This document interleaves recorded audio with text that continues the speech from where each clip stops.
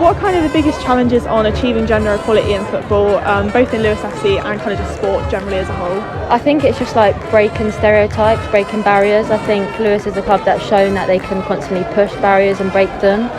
However, I think in the Premier League and a lot of the clubs who, a lot of the women's team who are backed by big Premier League clubs with big budgets, I think it's harder to break those stereotypes.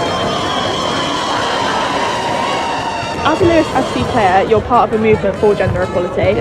What kind of drives you to support this cause, and what have you kind of experienced along the way from that? Yeah, I think a main thing, I'm a bit older than some of the players here, so like growing up I was always the only girl on the team, and now I think times are changing with the success of the Lionesses and all the work, the great work the club has done before I got here, and now like since I've been here 5 years. So like tonight my little cousin Gwenny's here, she's 6 and she plays on a team and she's got like 6 or 7 girls, but that was the first ever like professional game she's watched, and she said she loved it. She was the mascot.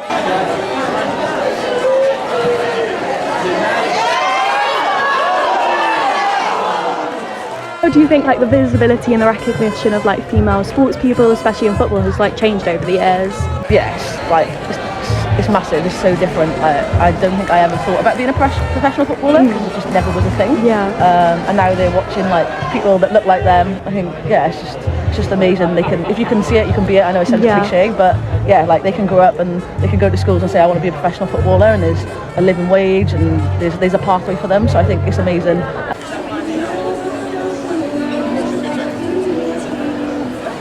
How do you kind of envision the future of like women's football? What do you want to see happen? What do you think you personally as a club can do? Well, I think as a club, Lewes is in a very unique position, right? Because we're playing against teams like you've seen Charlton today. We've played Liverpool the season before last, Manchester United the season before last.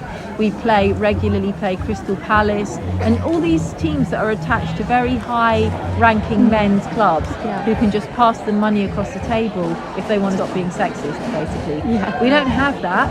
So we have to work very hard on our disruptor brand, our radical ethics. It shouldn't be radical, we're just being fair, right? But they are in football. And all the campaigning work we do, the quirkiness, the wittiness. So we have to work very hard on our brand and really pay attention to detail to make it work.